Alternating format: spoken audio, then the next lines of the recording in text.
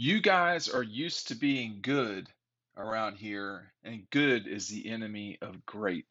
That's what Davin Bellamy said. Kirby Smart's first words were to the Dogs. I'm assuming at the beginning of 2015, at the end of 2015. It was the start of Kirby Smart's time at Georgia, transferring over from Alabama. Mark Richt being let go at the end of the 15 season, and it was a I think he's right, first of all. And getting from good to great took about, seemed to take about uh, a season for sure, but probably about 15 games. Um, when you think about Georgia's 16 season, you could see it coming. And the the North Carolina game was one indicator that Georgia was going to be able to play four-quarter games. But it really, to me, was the way that they beat Auburn at the end of the season, a top 10 Auburn in Athens. The way they competed with a Tennessee team that everybody really that was really hot and on a roll, and used a miracle to get out of there with a win.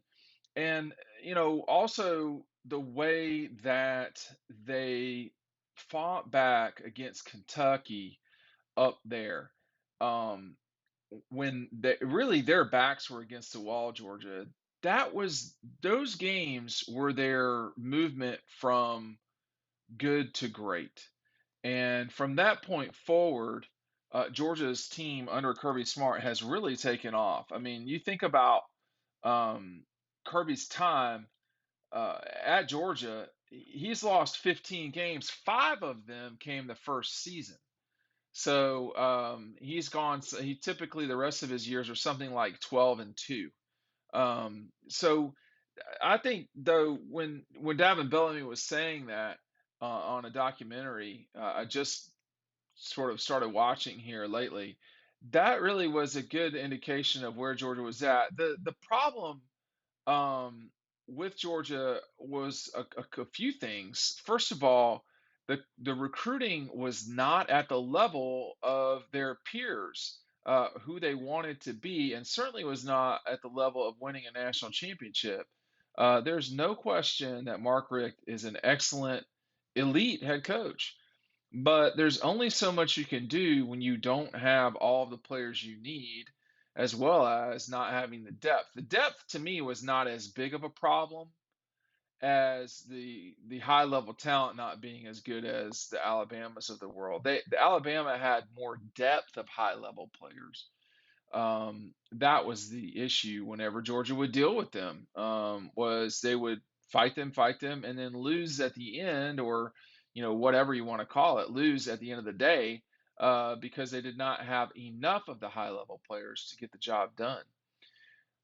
When Kirby came, that changed. The losing to Alabama did not at the start, but the the the the breathtaking ending losses were still there in the 17 season and 18 season.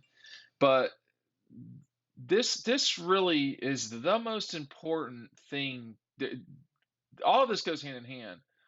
But the recognition of Kirby, who dealt with Georgia that season, the recognition that Georgia was not where it needed to be, in terms of greatness, was accurate. I think it's totally correct. Make sure you're picking up Dawgstruction. We've got that today. You buy Dawgstruction and you get our season preview. This is going to be in the mail in the next 12 hours, I guess it is. So make sure you're picking it up. If you don't want Dawgstruction, you just want the preview, that's fine. There's a link to that down below. But I would get them both now while I've got them in stock. That's going to become an issue more and more over time. But I've got them in stock now. Make sure you're ordering. Don't miss out on this. We're getting closer and closer to the beginning of the football season. You're going to want to read everything that's in the season preview, interviews with Stetson and AD Mitchell and Kendall Milton. We talk about we give a full breakdown of every single position, and of course, a quick look at all 12 games that Georgia's scheduled to play this fall. Georgia, if it wants to be, I mean, it's certainly great, elite, whatever term you want to use right now. Um, they will have to, if Kirby wants to um, put his name with the greats in college football history, and he has the capability of doing that because of the location that he's at, the school, and his age and his skill. Um, he has the capability of doing that, but just one national championship is not going to get the job done. Uh, he will have to string together more than one. That's for sure.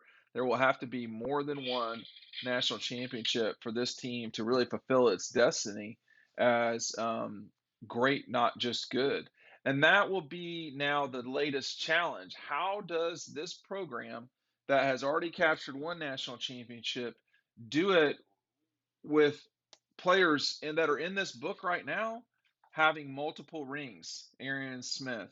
I mean, even Stetson Bennett. I don't think it's out of the realm of possibility that Brock Bowers, certainly with 2 years left to play, wins another national championship. I do not think it's out of the realm of possibility that Stetson Bennett wins another championship.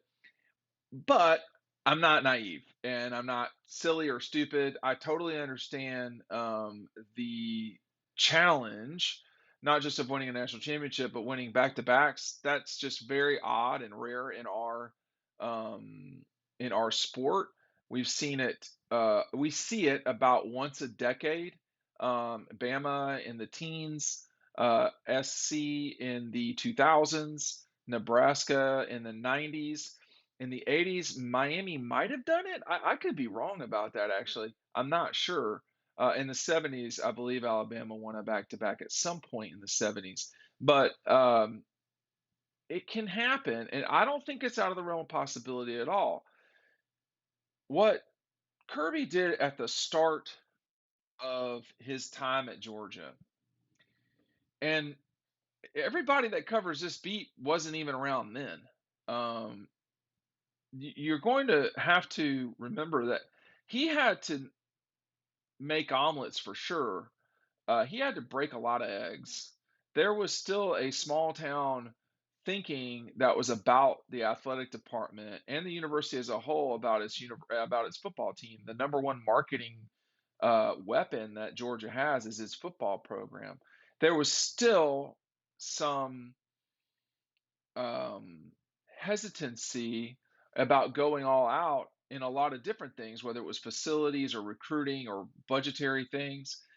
I do think that the administrators at Georgia, Greg McGarity, Jerry Moorhead, they saw the light. I don't know who saw it first, but the establishment of the McGill Society was step one, and that was Greg doing that in 2015. That all created the atmosphere where winning on a big level was now going to be possible at Georgia.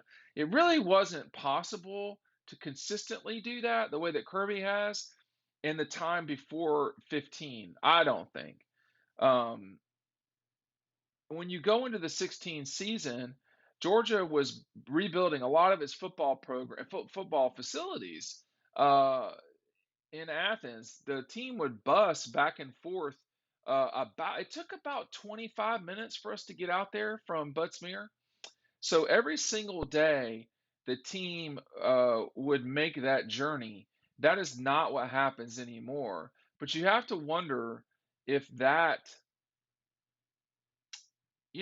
40 minutes a day allowed in the car, or in the bus for the kids, but in the car in many cases for Kirby truck would allow him to think about what they could do better. Because when you're driving or riding, it's hard to really work. I mean, you can do it, I guess, in theory, or you could just be on the phone recruiting. But, you know, Georgia went from a facility standpoint from middle of the conference to upper middle, and I think now they feel like they're at the top. Um, but that was not in place in 2016, and a lot of the tools needed to win in a big way. A lot of the tools needed to go from good to great were starting. They weren't there yet. So it was a bit like the players. Georgia had a lot of the players they needed, but they were not what they would become. Roquan Smith, certainly Jake Fromm was not there. Andrew Thomas was not there. There were a lot of guys who were important players in that 17 season, whether you're talking about Mikol or Isaac Nada. Those guys were good players. They weren't great. Roquan came into his own.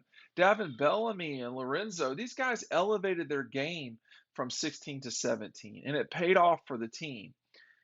But he was right when he said, y'all are really, well, essentially, the way I described it was Georgia was okay with being okay. Kirby's statement was, y'all are really good at being good, and that's the enemy of great. And he's right.